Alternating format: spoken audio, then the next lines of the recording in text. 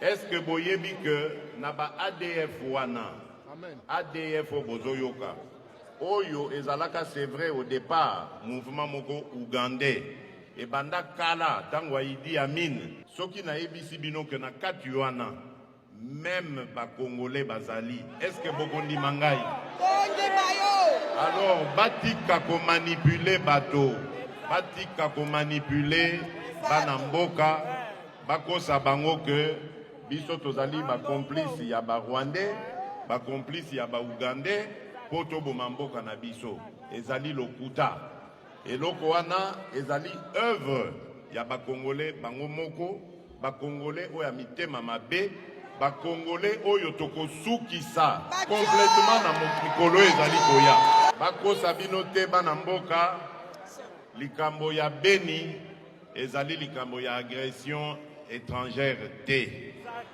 ezali likambo ya likopa likopa ya bato oyo baza na motema mabe oyo balingaka Congo na bakongolais te bakamati baza koprofite na désordre wana basalaka oyo bango baaffaire basaka trafic ya baminere basaka trafic ya baproduits agricoles lokwa bakakao. Donc ezali vraiment toute une organisation mafieuse ezana sima ya eloko wana babengi ADF makambo ya mobulu ya bitumba ya koboma bakongolais ekosila banda lelo yo chef d'état-major général nalingi koyoka te que ozongi Kinshasa soki bitumba wana esili te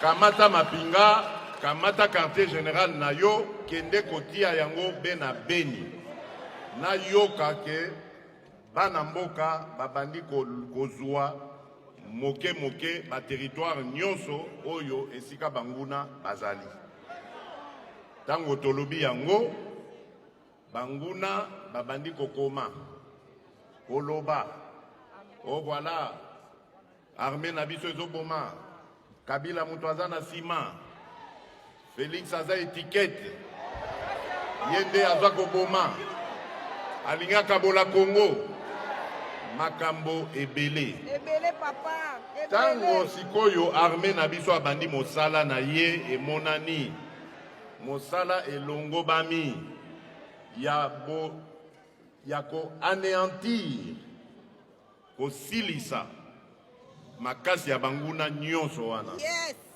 langage est changé et comme nous sommes FARDC FARDC wana bozakolo bake ya Kabila zotinda boma FARDC wana bozakolo bake étiquette Félix azan eloko olobakuna te bokomi lelo FARDC mais beaucoup misa penza ya solo muto apesi ndingisa wana surtout bino bandeko na biso ya FCC na yebi ke ba signer ça bino ba papier ndenge boza wana poete boyoka na yebi ke ba signer ça bino ba papier na bino ba démission déjà eza déjà signé soki boyebi yango te mais na lobi awa toye kosalela mboka awa tozali famille esengeli to simbana to kende elongo et jusqu'à maintenant na koki kokosa te na mona ata ministre moko te kobanda na ye moko premier ministre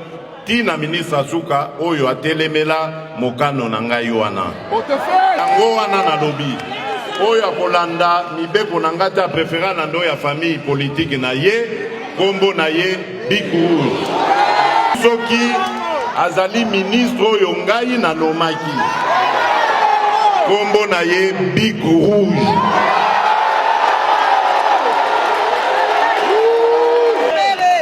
bakomi koyimayima naza koyoka yango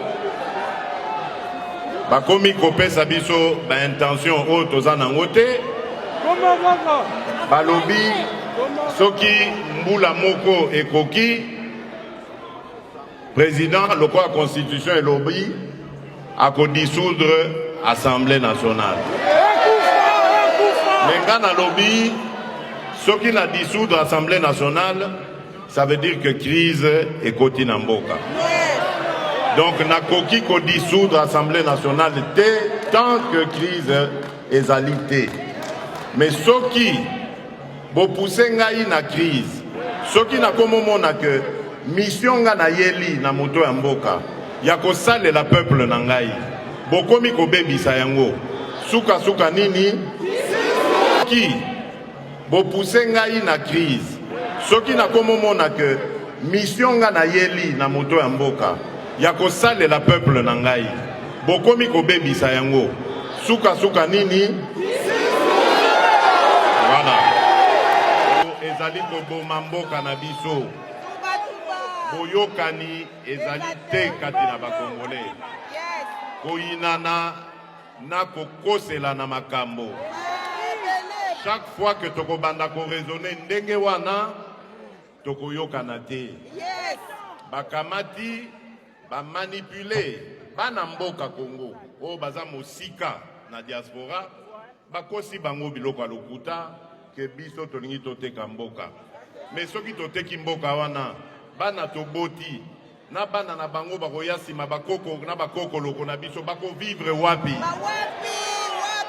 Biso tosala bitumba oyo pote un jour tolonga tokotisa démocratie na mboka na biso.